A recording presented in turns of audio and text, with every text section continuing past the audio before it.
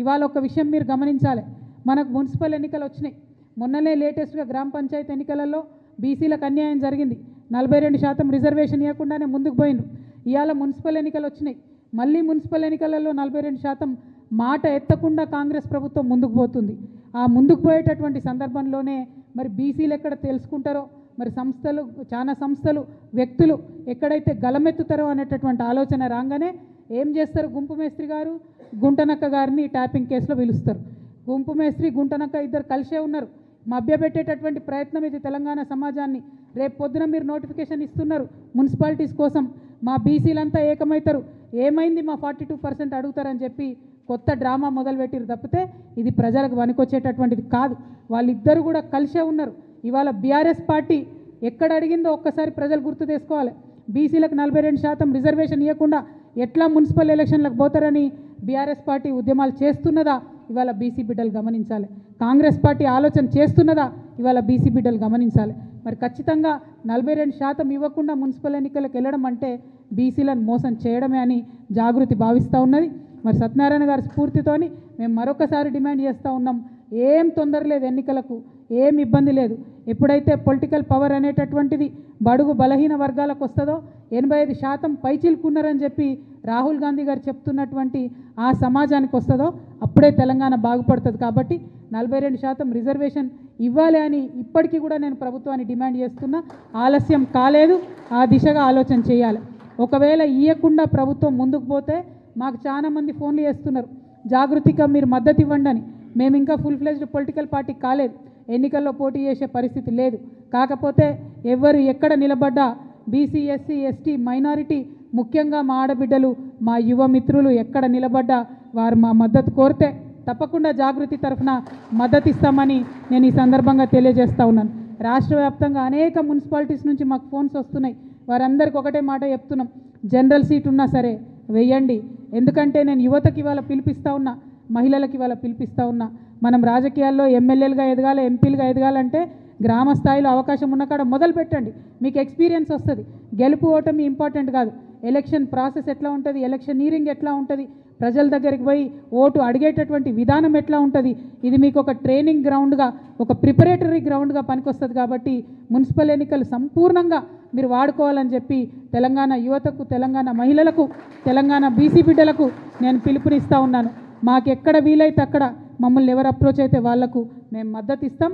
అవసరమైన చోట మా కార్యకర్తలు పోతారు, నేను పోతాం, అందరం పోయి ప్రచారం కూడా చేసి మరి యువ మిత్రులను, కరప్షన్ లేనటువంటి వాళ్ళను, కొత్తగా రాజకీయాల్లోకి రావాలనుకునే వాళ్ళను తప్పకుండా ఆహ్వానిస్తామని కూడా ఈ సందర్భంగా నేను తెలియజేస్తూ ఉన్నాను.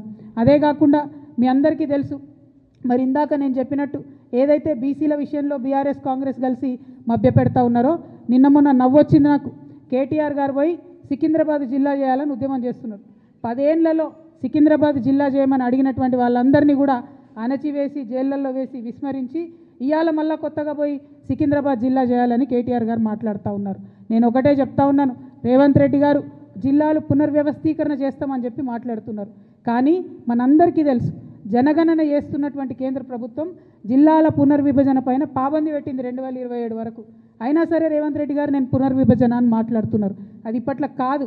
కానీ జాగృతిగా మేము డిమాండ్ చేస్తూ ఉన్నాం, జిల్లాల పునర్విభజన ఎప్పుడు జరిగినా సికింద్రాబాద్ని ప్రత్యేక జిల్లాగా ఏర్పాటు చేయాలని చెప్పి మేము డిమాండ్ చేస్తూ ఉన్నాం. అట్లానే హుజూరాబాద్లో, వరంగల్ దగ్గర ఒక డిమాండ్ ఉంది.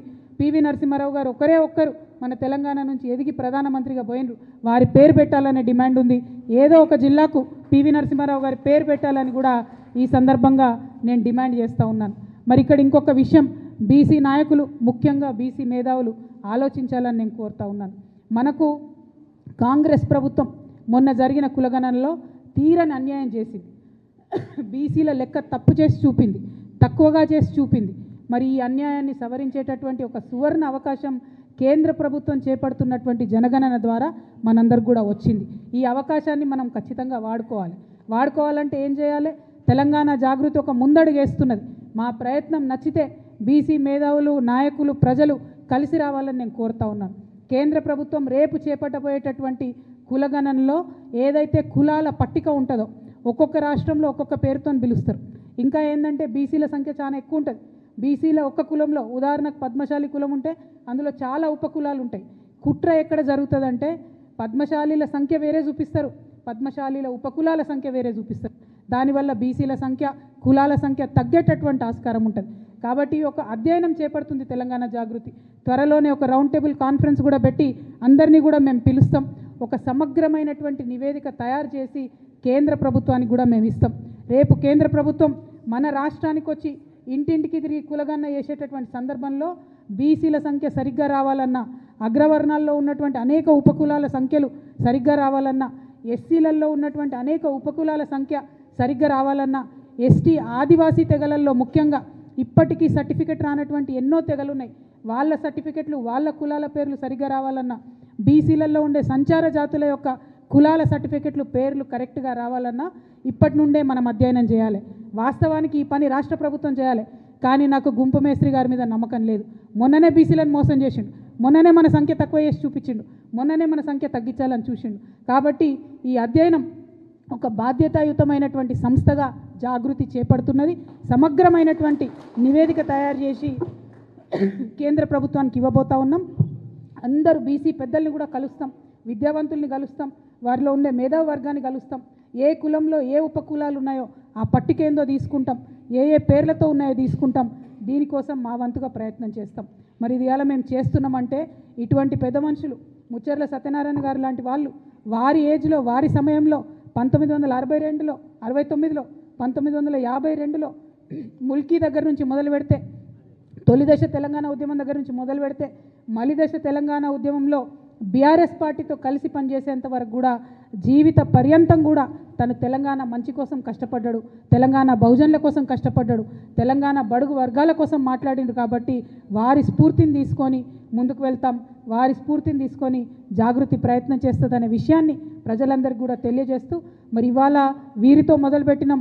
ఇంకా ఎవరైతే మన తెలంగాణ మూమెంట్లో అన్సంగ్ హీరోస్ ఉంటారో వాళ్ళందరి జీవితాలను కూడా, వారి చరిత్రలను కూడా నిక్షిప్తం చేసే ప్రయత్నం చేస్తామని తెలియజేస్తూ మీ అందరి దగ్గర కూడా నేను సెలవు తీసుకుంటా ఉన్నాను.